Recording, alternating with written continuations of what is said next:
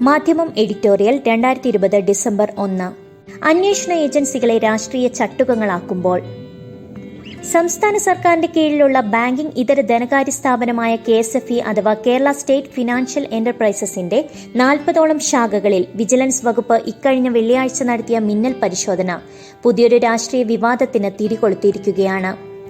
KSFE ചിട്ടികളിൽ വ്യാപകമായി കള്ളപ്പണ നിക്ഷേപം നടക്കുന്നുവെന്ന സംശയത്തിലായിരുന്നു ഓപ്പറേഷൻ ബജറ്റ് എന്ന പേരിൽ വ്യാപകമായി റെയ്ഡ് സംഘടിപ്പിക്കപ്പെട്ടത്.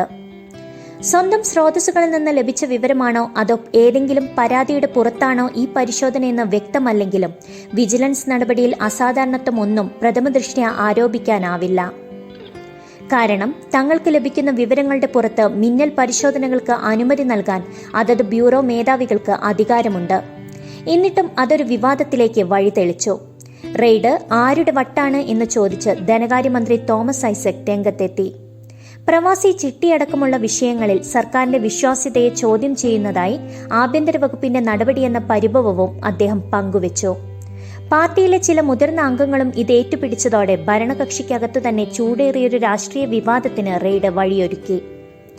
സ്വാഭാവികമായും പ്രതിപക്ഷവും വിഷയം ഏറ്റെടുത്തു. അവർ ED അന്വേഷണം ആവശ്യപ്പെട്ടിരിക്കുന്നു.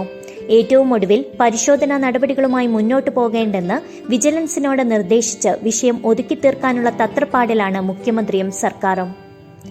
ഒരു രാഷ്ട്രീയ തർക്കം എന്നതിനപ്പുറം ഈ റെയ്ഡിനും അനുബന്ധ സംഭവങ്ങൾക്കും വേറെയും മാനങ്ങളുണ്ട്. സംസ്ഥാനത്ത് അഴിമതിയുമായും പൊതുമുതലിന്റെ ദുരുപയോഗവുമായും ബന്ധപ്പെട്ട് പ്രവർത്തിക്കുന്ന അന്വേഷണ ഏജൻസിയായ വിജിലൻസിന്റെ അധികാരവുമായി ബന്ധപ്പെട്ട ഏറെ പ്രസക്തമായൊരു കാര്യം ഇവിടെ ഒളിഞ്ഞുകിടപ്പുണ്ട്. അഴിമതി നിരോധന നിയമത്തിൽ PC ആക്ട് 1988 നിർവചിച്ചിരിക്കുന്ന പൊതുസേവകരുടെ ക്രിമിനൽ പെരുമാറ്റവും 5 ലക്ഷത്തിൽ കൂടുതലുള്ള പൊതുമുതലുകളുടെ ദുരുപയോഗവുമെല്ലാം അന്വേഷിക്കാനുള്ള ഏജൻസിയാണ് vigilance and anti corruption bureau. ഈ ഏജൻസി നടത്തിയ നീക്കം ഭരണകക്ഷിയെ രാഷ്ട്രീയമായി പ്രതിരോധത്തിലാക്കിയപ്പോൾ ഈ സംവിധാനത്തിന് തന്നെ നിയന്ത്രണങ്ങൾ ഏർപ്പെടുത്താനുള്ള ശ്രമമാണ് ഇപ്പോൾ നടന്നുകൊണ്ടിരിക്കുന്നത്. KSFE റെയ്ഡിൽ കടിച്ച പാമ്പിനെ കൊണ്ടു തന്നെ വിഷമിറക്കിക്കുകയാണ് സർക്കാർ. ആദ്യഘട്ടത്തിൽ തുടർ പരിശോധനകൾ വേണ്ടെന്ന് നിർദ്ദേശിച്ച മുഖ്യൻ ഇപ്പോൾ ഒരു പടി കൂടി കടന്ന് ആദ്യ പരിശോധനയുടെ സാഹചര്യം അന്വേഷണ വിധേയമാക്കാൻ തീരുമാനിച്ചിരിക്കുന്നു. നേരിട്ടല്ലെങ്കിലും വിജിലൻസിനെ കൂട്ടിലടയ്ക്കുന്ന പ്രക്രിയ തന്നെയാണിത്.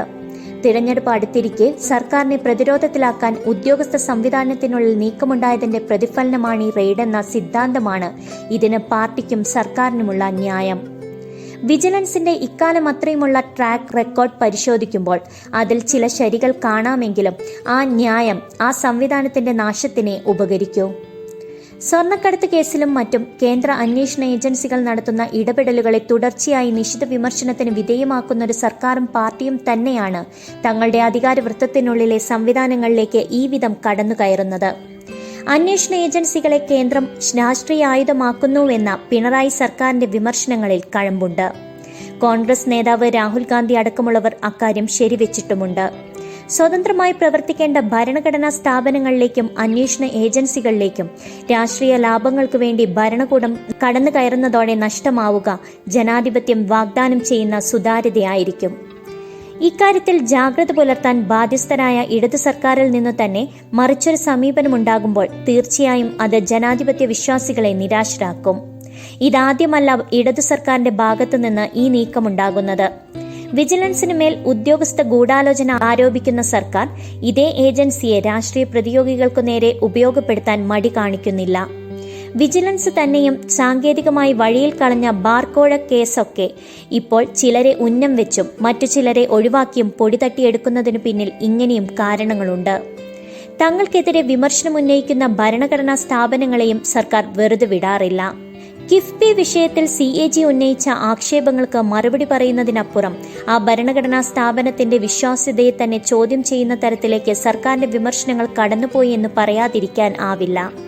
അതേസമയം മറ്റൊരു ഭരണഘടനാ സ്ഥാപനമായ PSCക്ക് നേരെ വ്യക്തമായ തെളിവുകളുടെ പശ്ചാത്തലത്തിൽ ആരോപണങ്ങൾ ഉയർന്നപ്പോൾ വിശ്വാസ്യതാ പ്രശ്നം ചൂണ്ടിക്കാട്ടി അതിനെ നേരിടാനും ഇതേ സർക്കാർ മടിച്ചില്ല.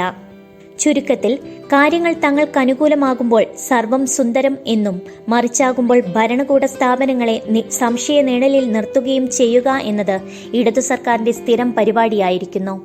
അതിലേറ്റവും ഒടുവിലത്തേത് മാത്രമാണ് റെയ്ഡും തുടർ വിവാദങ്ങളും. നിലപാടിലെ ഈ വൈരുദ്ധ്യമായിരിക്കും ആത്യന്തികമായി ഇത്തരം ഭരണഘടനാ സ്ഥാപനങ്ങളുടെ വിശ്വാസ്യത തകർക്കുക എന്നോർത്താൽ നന്ന്.